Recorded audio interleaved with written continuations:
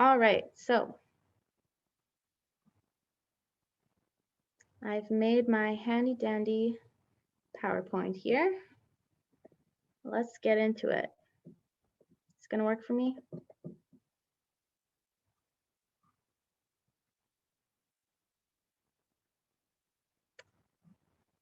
There we go. Let's go past that. Okay, I'm gonna start with the gardening basics. Pretty much, where are we? We are in Manitoba, Steinbach, as you already know, but Canada is in North America, as you probably know, and is split into 13 zones known as plant hardiness zones. Now, it is not necessary to know these zones, but it is just helpful to know what kind of climate we have here and how it differs across the world pretty much. So it's based on temperature and climate. And as you probably experienced, it's very cold here. And so zone 1 is the coldest, zone 13 is the hottest. And Steinbach is in a zone 3, specifically zone 3B, but it's not really that important to know that. So because temperatures can get as low as -30 to -40 degrees Celsius, we have to be careful when we're planting, right? Because cold is dangerous for plants. Yeah, it is helpful to know what zone you're in so you know what plants will grow best there and when to plant them. And also, Manitoba is pretty dry. It doesn't rain a whole lot. It's especially dry in the winter. You probably have noticed your hands are very dry and yeah. So here's a little map of plant hardiness zones. So in Canada. So as you can see, most of it is blue, meaning stuff does not grow well there.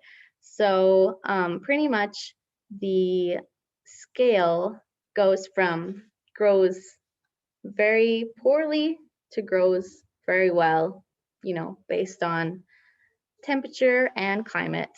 So as you can see, we are, I don't know if you can see my mouse, but down here, right at the bottom of Manitoba is where we are. And we are in the slightly darker green area. So it does get pretty hot here.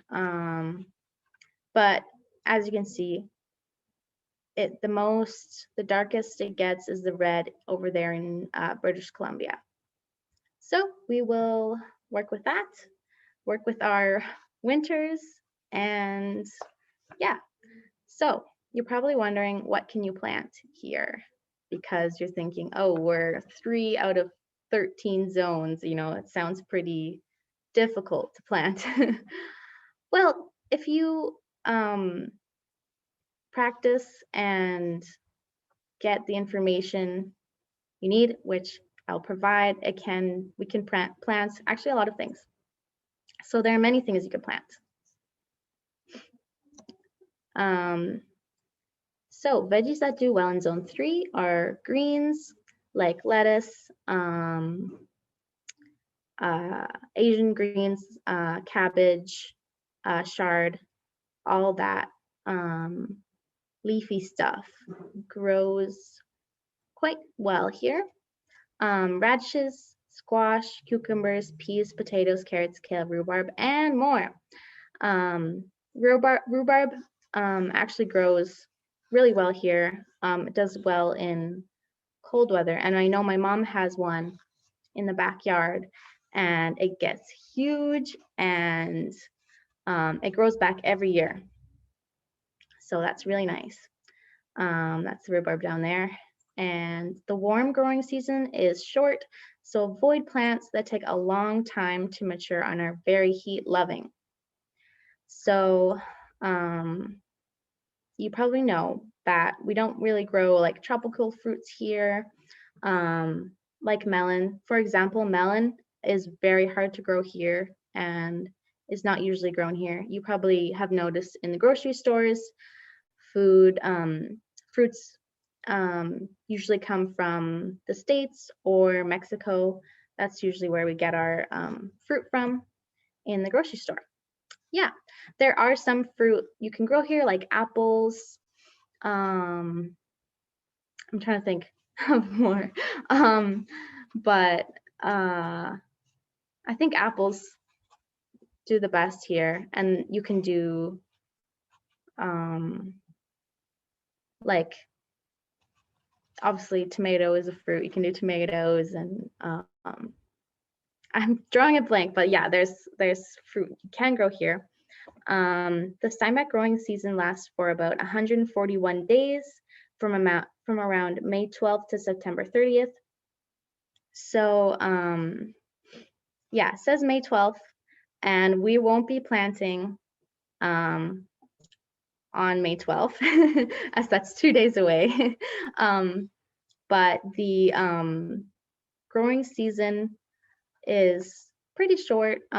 We have a really hard winter, so that definitely affects our growing season. And growing season just means the plant is in the ground and it can be harvested, pretty much. Yeah, so let's continue. Okay, annuals versus perennials. These are just some definitions if you don't know.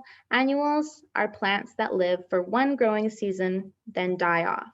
So we're going to be planting annuals because in our garden boxes,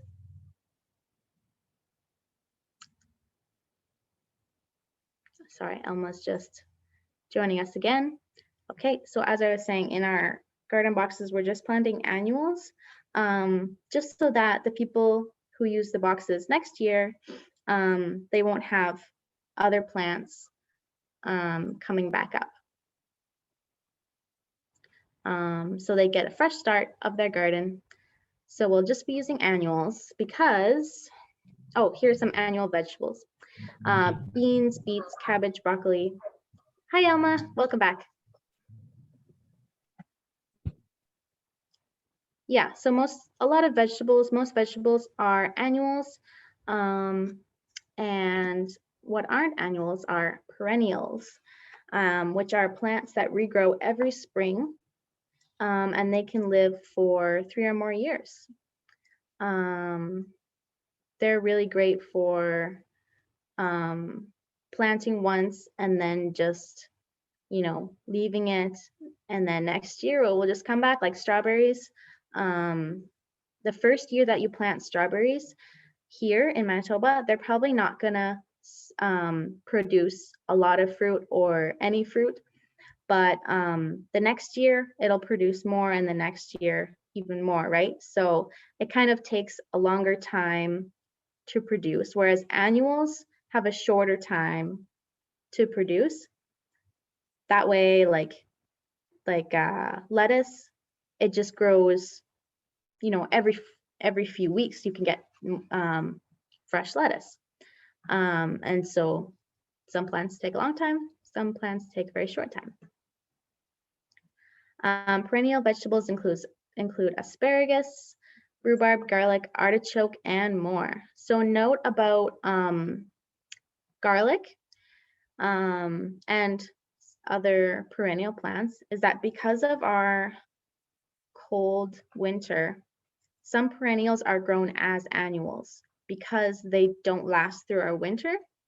They will just die, and then you will have to get a new plant. Unless there is ways to protect perennials through the winter, and I will touch on that later. So yeah, so if we were just to plant garlic and then just leave it, not do anything with it, it probably would die and would not come back next summer. Whereas if it was in a very warm place, it would probably come back every year. To take care of a perennial, water lots in fall and cover in mulch when the ground freezes, or make sure it's covered in snow in winter. So this is what I was talking about. So if you took your garlic in your garden and watered it a bunch, and covered it in mulch, or if it snows, the snow can actually insulate the plant. So it's more important that the roots, here's my next thing, the roots are the most important part to keep safe. So it's more important that the roots are very insulated, so you can actually keep it insulated with snow or cover in mulch. So yeah, there's a few different types of mulch, but we can talk more about that later. Yeah, just something to know about annuals and perennials. And the ground, what was I gonna?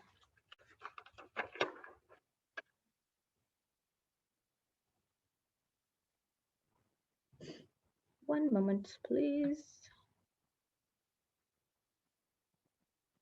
Yeah, so just the ground can actually, if the ground is dried out, it gets a lot colder a lot quicker. So you want to have it very moist and watered a lot before you leave it for the winter, because that moisture is going to keep the heat and it's going to protect those roots. All right, moving on. Sunlight, very important for plants. So some plants need full sun. Plants that need full sun need at least 6 hours of direct sun daily. So that's a lot of our vegetables that have a fruit. So like a cucumber has like a fruit, you know, it's not just like leaves. Like for example, lettuce doesn't really have a fruit, so that's what I'm talking about. So like tomatoes need lots of sunlight, and cucumbers, corn, stuff like that. Part sun. So part sun, plants thrive with between 3 to 6 hours of direct sun per day. And one thing to know is that when you buy a plant, and I think it's on a seed packet too, but when you buy them, it'll say how much sun is good for the plant, which is helpful. And yeah, part shade. Some plants require between 3 to 6 hours of sun per day, but need protection from intense midday sun. So greens specifically, like lettuce, arugula, kale, spinach, chard, they will become too bitter if they're in the sun too long. They can actually become bitter. So the sun can be too much for them. So they actually need a little bit of shade. Although, yeah, we're gonna see. You know, it's all a work in progress, these garden boxes. So we're just gonna work with that. But yeah, Asian greens especially need very little sun. So some plants need full shade, so they require less than 3 hours of direct sun per day. So Asian greens need a lot of protection from the sun, actually. And that's why lettuce and greens actually do pretty well here in Manitoba, because they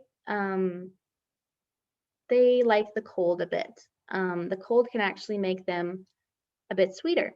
If there's a very light frost, it can actually make your lettuce slightly sweeter. Yeah, so a good spot for a garden is facing south without much shade. This is a vegetable garden specifically. Plant larger plants toward the north so they do not shade the smaller plants as much. So yeah, we're going to be planning our gardens a bit later if we have time today, or next week. Yeah, and we're just going to keep keep these kind of things in the back of our minds to organize it in a way to get the best results, you know. So larger plants can protect smaller plants and give them a bit of shade, or yeah, that's pretty much what I was just going to say.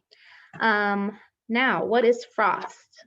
This is a big difficulty for people new to gardening in Manitoba, because Manitoba weather can be very tricky. It may seem like winter's over and it is nice and warm out. Like, I think in April, we had a week where it was actually quite warm.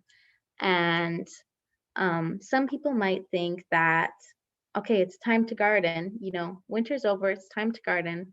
And they might plant their veggies, and then a frost comes and their plants die, which really sucks, because yeah, frost can come pretty much anytime up until summer. There is a chance of frost. So let's talk about that.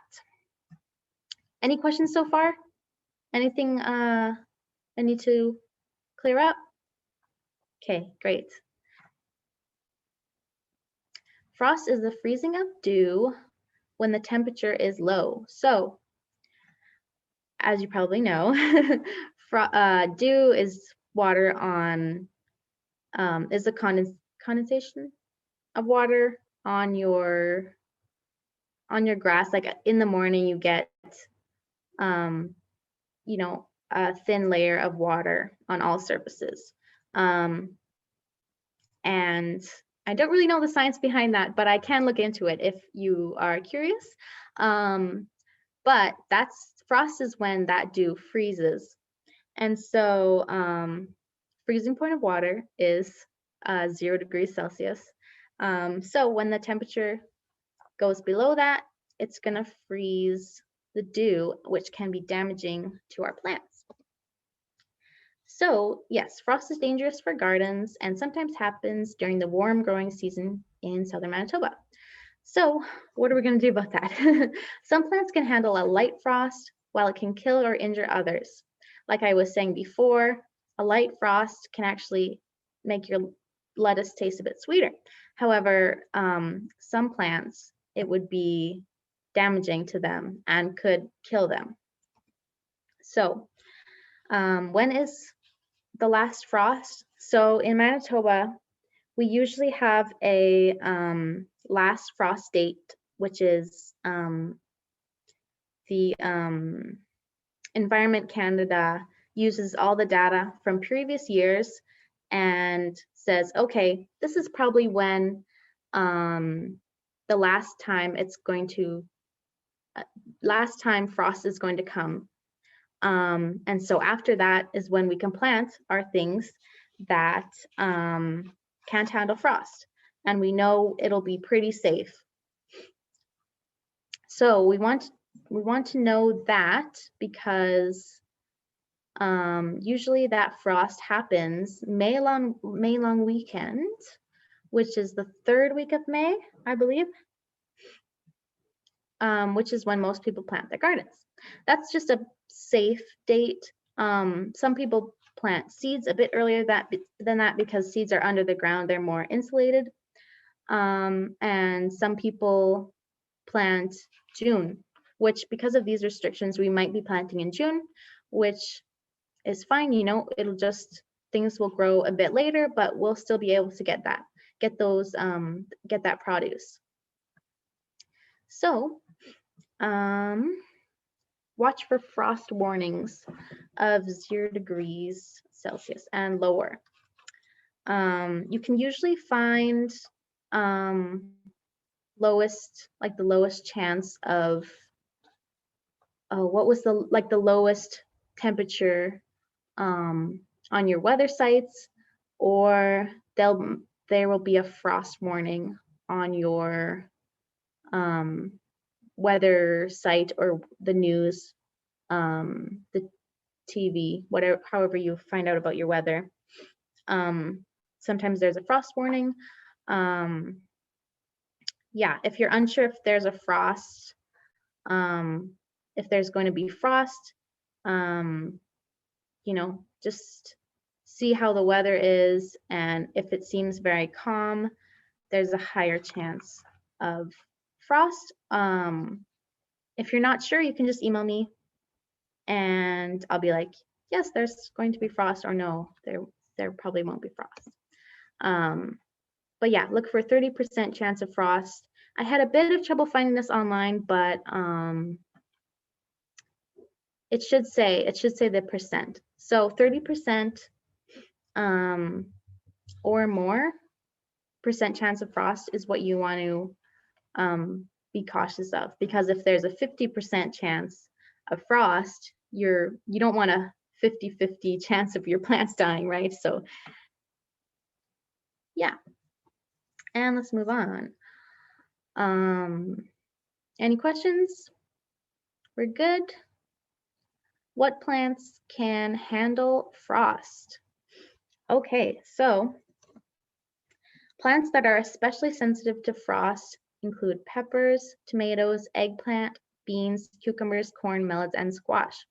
As you can see, what I was talking about earlier about the fruit of the vegetable, the pepper, the tomato, the eggplant, it has like a fruit, you know, piece to it, and that is very sensitive to frost.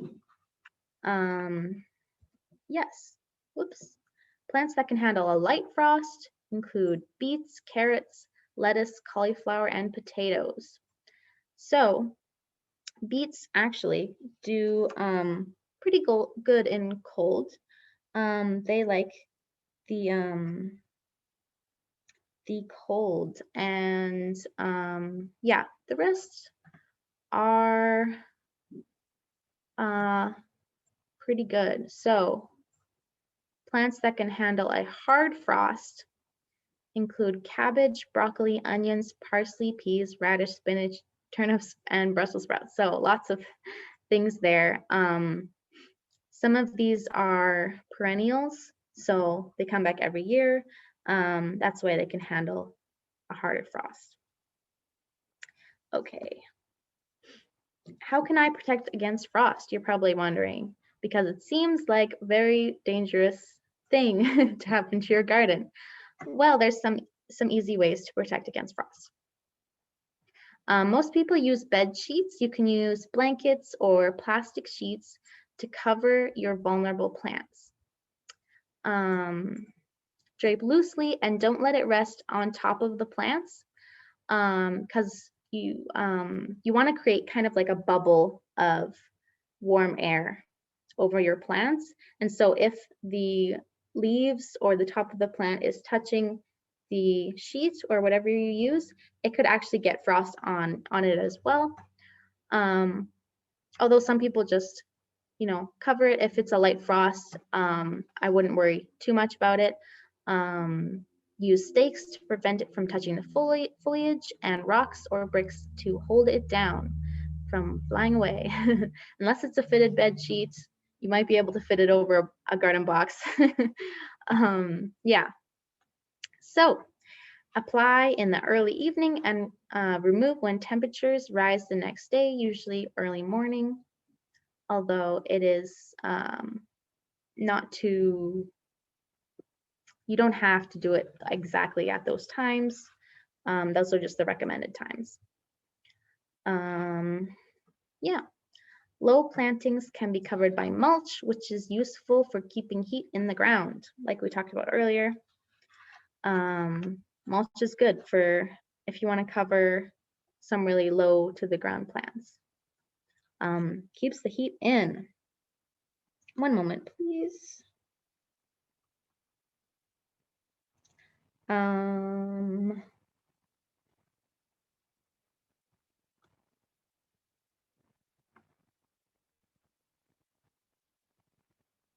Okay, so moist soil can hold up to 4 times more heat than dry soil. Like I was saying, you got to keep your soil moist. So that means watering regularly. And we'll talk about watering next lesson.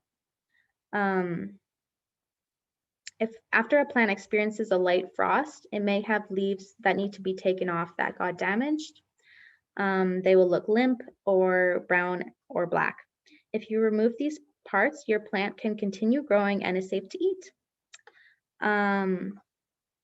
So some plants will just have a superficial damage to the outside of them. You just got to prune those frosted parts off, and then your plant should be able to continue to grow and should be safe to eat. Okay, moving on. Here are some examples of covering your garden. The first one, that's the bed sheet. For like small plants, you can use a jar or a cup. Just make sure you push the cup into the soil so it doesn't blow away. And milk carton with the bottom cut off and a pot. These are all great. These are for a bit bigger plants. Those are great. Yeah, and I really recommend if there is a frost to cover your plants. That just gives them just a lot better chance of surviving. And yeah, then you don't have to buy a new plant or wondering why your plants keep dying and because of frost. So that's a big contributor to how well plants do here in Manitoba. Okay, so everyone doing okay? Any questions? Great, okay. So let's start our introduction to garden boxes. Has anyone gardened with garden boxes before? Okay, so garden boxes are a great alternative to garden beds. Garden beds are the traditional way of planting, and you guys probably have done it that way with garden beds right in the ground. And so garden boxes are different because they are raised off the ground. And here's some pros to using garden boxes instead of garden beds. Garden boxes take up less space and you don't need a yard for them, which is very nice because some people might not have access to a yard. And yeah, they are easier on your knees and back as you don't need to bend over and kneel because they're raised. So ours actually, we have a little ledge around ours at the center that you can actually sit on, which is so nice. If you just you can just sit and garden right beside you. Okay, and you can personalize your soil. You don't have to deal with natural materials like clay and sand in your dirt. So when you make a garden box, you're going to have to fill it with soil, and you can get soil. You can buy soil. You can actually get weedless soil. I want to say weedless, and that can actually, that first year that you get that, you won't have any weeds in your garden, which is super nice. But eventually it will start growing some weeds just from pollination in the wind, you know. Yeah, and they warm up faster in spring as they're above the ground, so they don't, the ground can stay cold here for a long time even after the snow melts. The ground can stay quite cold, which is not the best for vegetables, right? And so they warm up faster. They are above the ground, yeah. Less weeds and pests. Yeah, so when you put your soil and fertilizer and compost, if you want, in your box, you can really make it really, what's the word? Just like streamlined to how you want it. You don't have to deal with the natural material in the soil here. Yeah. And here's some examples of garden boxes. So on the top left here, this is what ours are going to look like. well, they do look like that already. They're already built, and they are actually right outside our center. I think some of you might have seen them already. We've had them for 2 years, I think, but they haven't really been used. So yeah, this is our first time using them for a program, and yes, it should be great.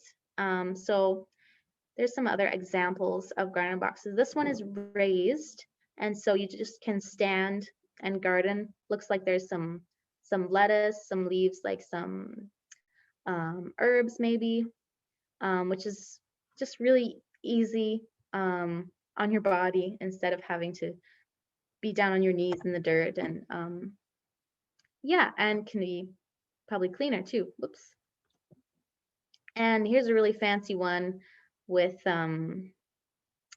like levels for their all their herbs and stuff, which is very fancy. The only thing about garden boxes is that building them can be expensive. So good thing you don't have to build them. We have them here. So yeah, it can be expensive unless you can build them there yourself, though. If you are handy, you can, it's just pretty much a box. It's not complicated. You just gotta build a box and put dirt in it, and yeah. And as you can see on the bottom here, there's some bricks, some boxes.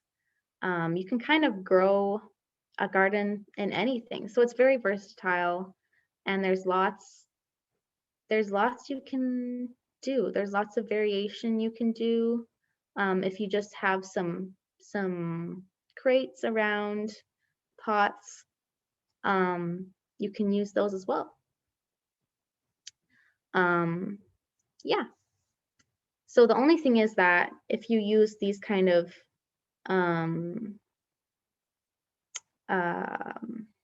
what are they called? I just said it, like vases, like pots. They heat up a lot faster in the sun, and so you'll have to water them more often. And a box will heat up faster too, so it will need watering, but especially pots, they need lots of watering. Okay, how to square foot garden. So the way we're doing our garden boxes is a technique called square foot gardening. It's somewhat recent, and let's just see, what is square foot gardening? It's a method used to optimize space and get the most produce out of your garden as possible. So as you can see here, I have a little example here. This is what our garden boxes are going to kind of look like. They're much higher raised off the ground, and they're longer, but this is going to be how it looks. They're going to be split into squares. That's why it's called square foot gardening. And there are two important factors to square foot gardening: spacing and companion planting. Okay, first of all, spacing. Square foot gardening is just what it sounds like. Your garden is split up into squares that are the size of a square foot. So the amount of squares depends on how big your garden is. For example, our garden boxes are 3 feet wide and 6 feet long. So there are 18 square feet. Some simple math, 3 times 6 is 18. And you can separate your squares using stakes and twine or small wood planks. This way you can see where your squares are. So if you have a different vegetable in each square, you're going to want to know where the square ends. So that's why we're probably going to use twine to separate that into squares. And yeah, in each square you will have one type of plant. You can have multiple squares of the same plant, obviously. Yes, and was it you, Brianne, that wanted to plant pumpkins?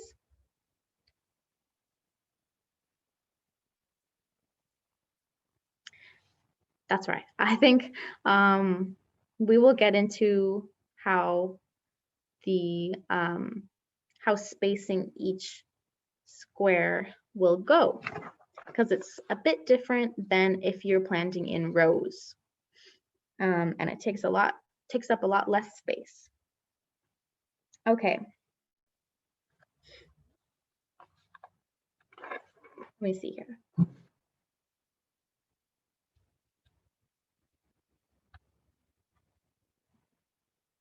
Okay. To plant seeds, check your seed packet. Some seed packets will tell you how many seeds to plant in one square. I looked online and I looked at a few seed packets. They didn't say how many to put in one square. However, it's really easy to find online. And I'm going to be giving you a chart that will tell you actually for a lot of vegetables. You may have printed that up already. I emailed it to you. If not, that's all right, no problem. And I'll be going over that as well. Okay. Each seed should be spaced an even amount from each other and from the edge of the square. So let me just see here. I just wanted to show a little example. Let's use this whiteboard here. I haven't used this before, but we're going to try it. So we're just going to draw our very crooked square here. Oh, that's so bad. Let me try that again. Just using a mouse. Well, oh no, it's so bad. Let's just get that square in there. So pretend that's a nice straight square, and that's in your garden. So what you're going to want to do with this square is you're going to want to know what plant you're going to put in it, first of all, and how to space that plant. So for example, if we're going to put tomatoes, let me just look at my chart here.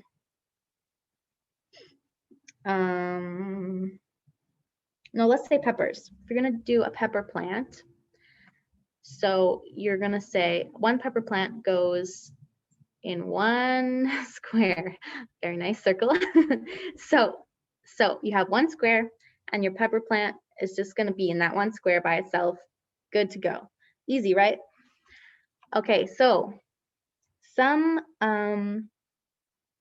plants and seeds need to be planted a lot more than that. So for example, if we're going to plant, let's say we're planting onions. So I'm looking at my chart here and it says 16 plants per square foot, plants or seeds. So I'm going to think 16 is 4 times 4 is 16. So it's going to look like this.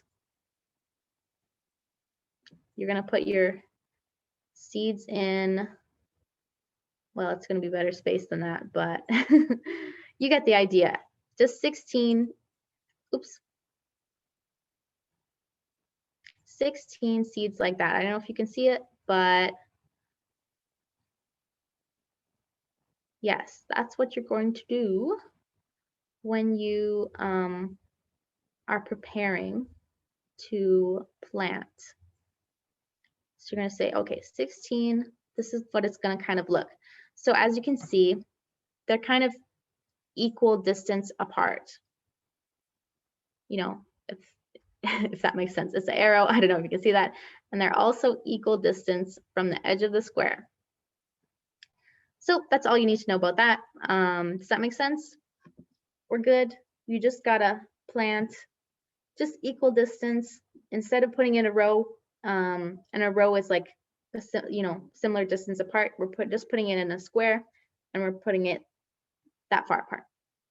Not really complicated math needed. You don't need to know how the exact measurement of how far apart they are. You know, it's not a exact science, you know. Don't have to be too picky about it, but yes. If that makes sense, then let's see here. Oops, I stopped sharing my screen.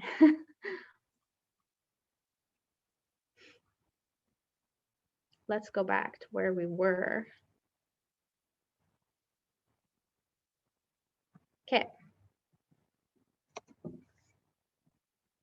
Plants, it's the same deal as seeds. You want to know how many go in a square, and it's very easy to find the information online. There's so much resources for square foot gardening, and obviously I've compiled a lot of information for you here. But yeah, you can ask me if you have questions, or on the internet there's tons of information. Okay, so for plants, it's the same deal, how many you have in one square, and spaced evenly. Okay, and the next part is companion planting for square foot gardening. So what is companion planting?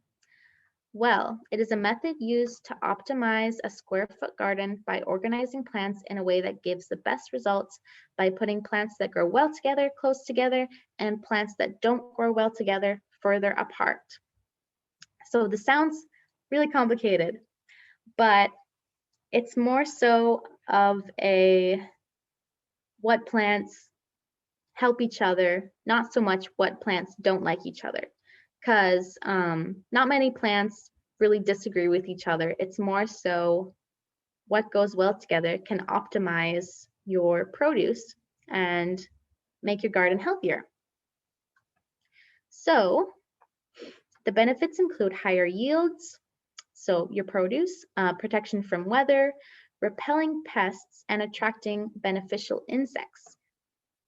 If you're unsure if two plants will grow well together, research it. There's tons of resources online that can help you plan a better garden.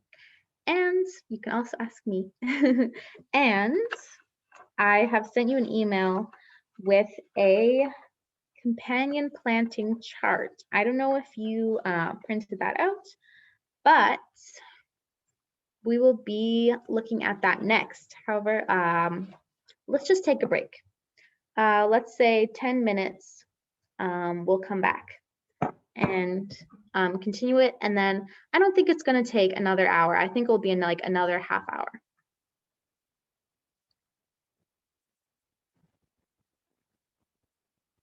Okay, Alma, no problem.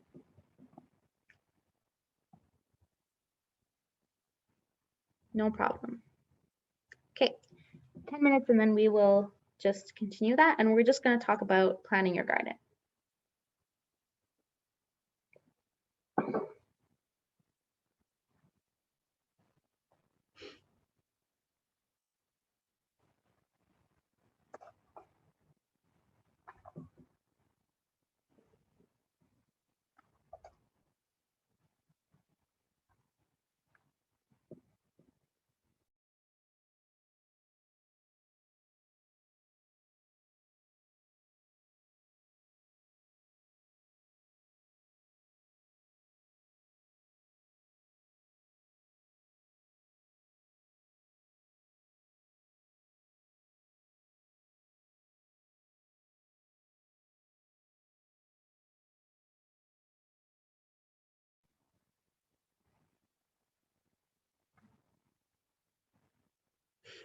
Okay, so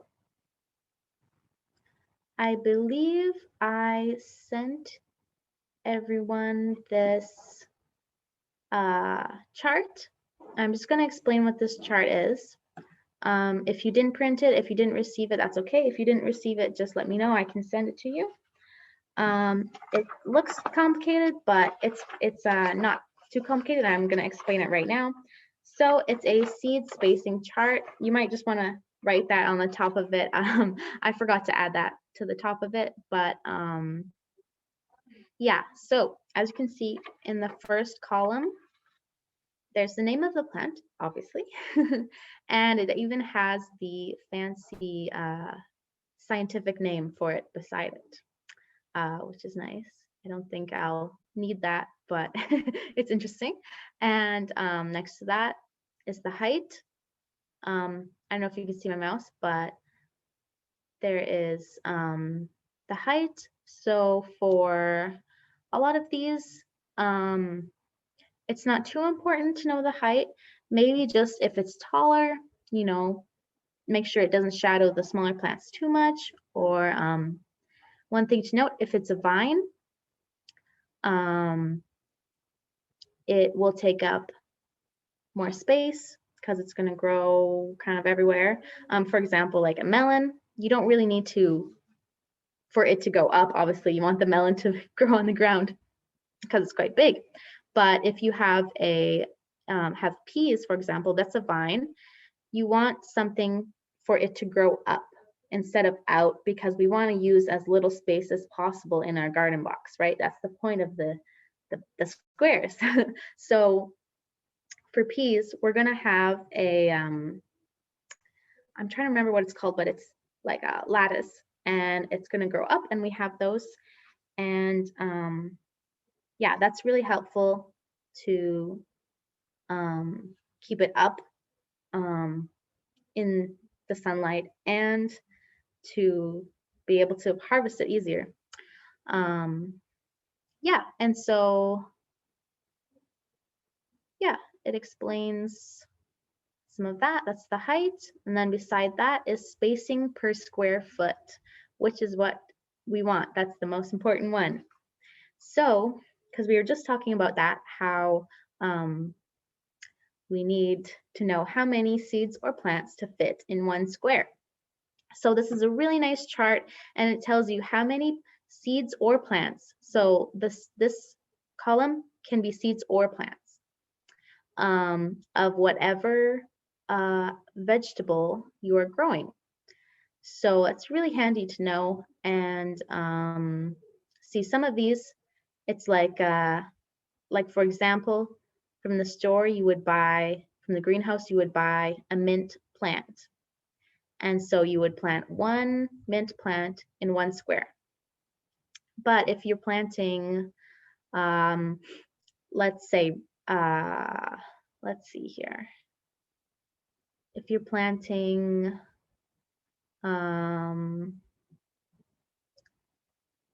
yeah, let's use that example. Onions, you get they're not seeds, but they're little starter onions. They're very small, and you plant 16 of them. So that's quite a lot in one square, but for seeds, usually that's pretty normal, 9 to 16. So yeah, and this information is readily available online. I just thought this would be helpful to have handy if you're doing more square foot gardening. And the next column is the edible season. So just what it sounds like, that's when you can eat it, when it will be ready to harvest, when you grow it.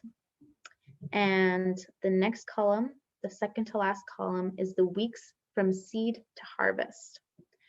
So some of these take a lot longer, like seed leeks takes 14 weeks.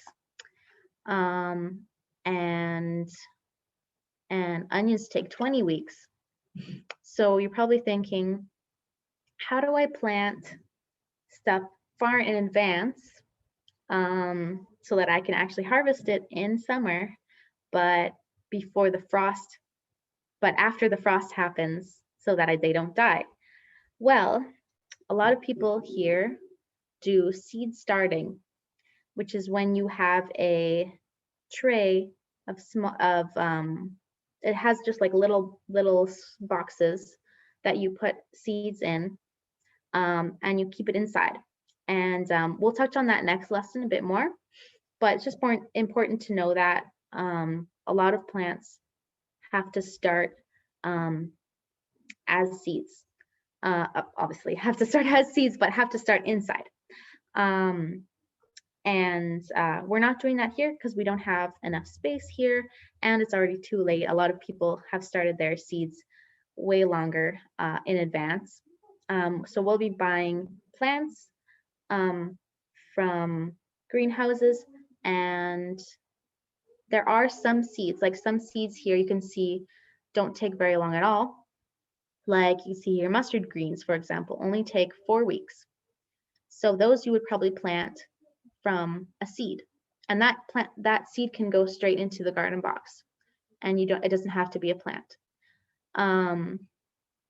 Yeah, we're going to talk about that next week, about plants versus seeds. Yeah, but it's important to know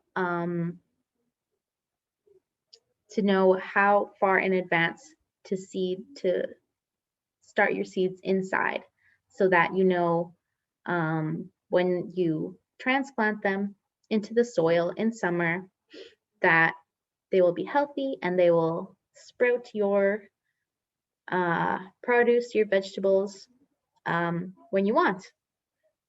Does that make sense? All right.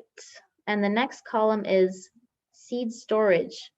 So this is how long seeds will last if you keep them probably in a cold, dark place. But I recommend buying seeds. Seeds are pretty cheap. Buying them every year is not too big of a deal. They have a lot in a package, but they can be harder to grow if they're like older seeds. And some you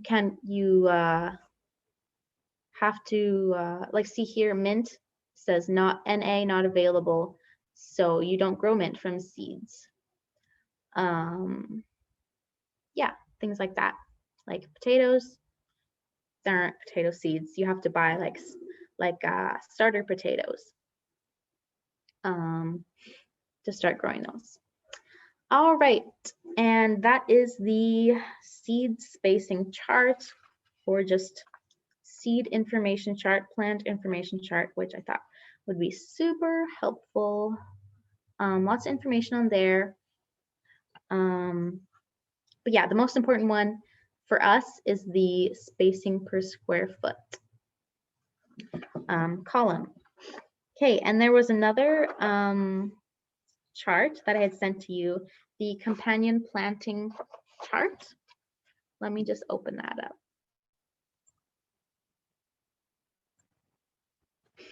All right, can you see that?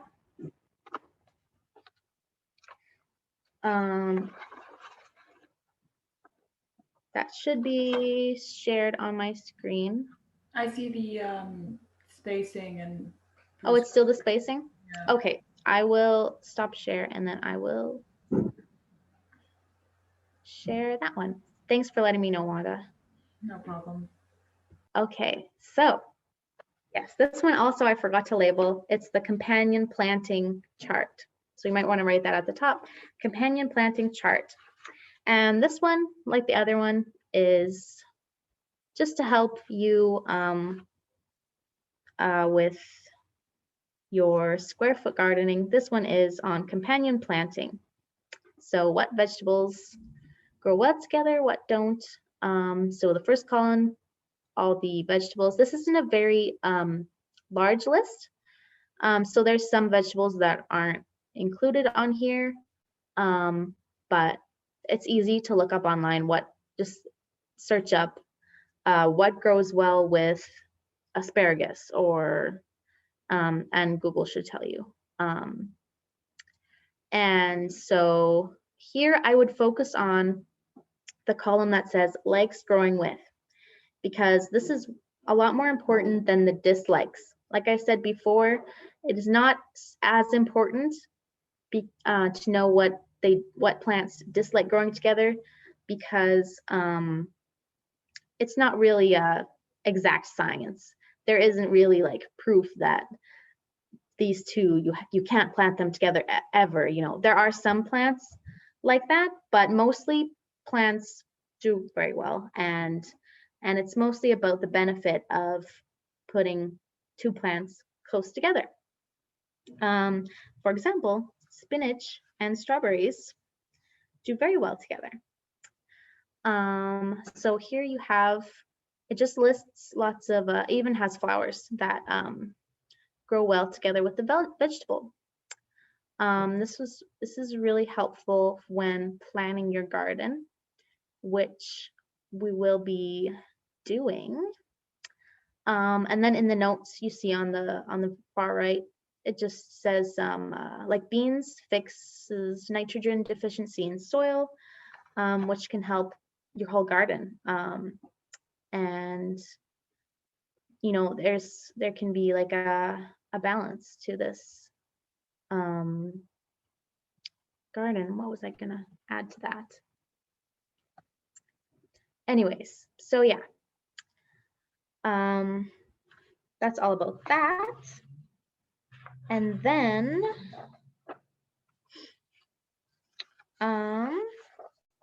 there was one more handout, your create your garden handout. Let me see if I can get that one up on the screen share. Design your garden, that's what it was called. Okay, so you might have printed this. If not, that's all right. I have an example garden box that I made here using the same dimensions as our garden boxes here. So what was it? 16 boxes, or sorry, 16 squares. And I've chosen the vegetables that I want to plant. And I've looked at my seed spacing chart, and I've gone, okay, let me see, peppers, one plant per square, and I've put one pepper in a square. Spinach, you need 9, and so there's 9. They would be seeds, but I've just put a little spinach graphic in that square. And so I have all the vegetables listed on the side here that I used in this example garden box. And I also used my companion planting chart to see what vegetables would grow well together, and I put them close together. Most of the ones that liked being together, I put close together, and yeah, I just made this example garden box. And what you're going to do is you're going to create your own. So I have a list of vegetables here on the side, and you can pick from those. You can pick stuff that isn't on the list. You can ask me if we can provide that. We might be able to provide it. We might, you might have to buy yourself, but there's a good chance we can provide it. And so you pick your vegetables, look at your seed spacing chart, see, okay, I need 16, or no, I need, yeah, 16 onions in one box. So, well, actually, you maybe want to do your companion planting chart first. That way you know which box you're going to put them in. You don't have to, you can draw them in or you can write them in. You can say, okay, I'm going to do a zucchini plant, and I'm going to do green onions, and, you know, pick your plants, and then look at your companion planting chart and say, oh, these two go together, let's put them together. Or let's say you want to plant corn. Oh, corn is really tall, so I'm going to plant it. I'm going to put it on the bottom, which is facing the building, so they're not shadowing the plants. Because if the sun is coming from the south, you want the tallest stuff to be at the back, so they're not shading. You want them to be the most north, so they're not shading the smaller plants. So the corn would be at the bottom here, I would say. And you say, okay, so I'll put the corn at the bottom. I want 2 squares of corn, like I did here. 2 squares of corn. And so I look at my seed spacing chart, and I say, okay, how many corn plants do I put in one square? 4, okay. And then you write in the box or draw in the box, like I've done here, your corn. Yeah, so that's how we're going to do it. It's a little harder since we're over Zoom, as it can be kind of, it seems like a big, it might seem overwhelming to be like, oh, I want to make sure that I plant the right vegetables together, that they grow well, but I will look over. I can look over, I can help you. You can email to me, or we can, right now we can talk and we can discuss it and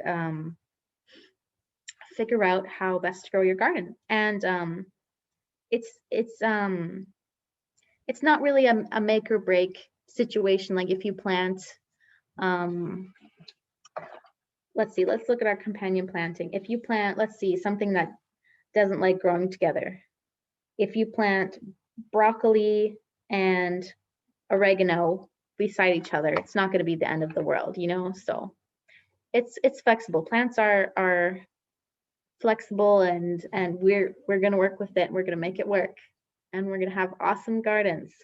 So any questions? Do you provide like different variety of tomatoes, like cherry, Roma? Yes. Yes, we can provide those. And so we haven't actually gotten the plants yet, but we have someone who's growing the starter plants for us. And so we're gonna ask her, yeah, we can totally get different varieties. So if you let me know which vegetables you have chosen, and you tell me over email, that would be helpful. Or you know, we'll have it prepared. And we're not going to be planting for a little while now, so yeah, we have time. We have time to figure it out.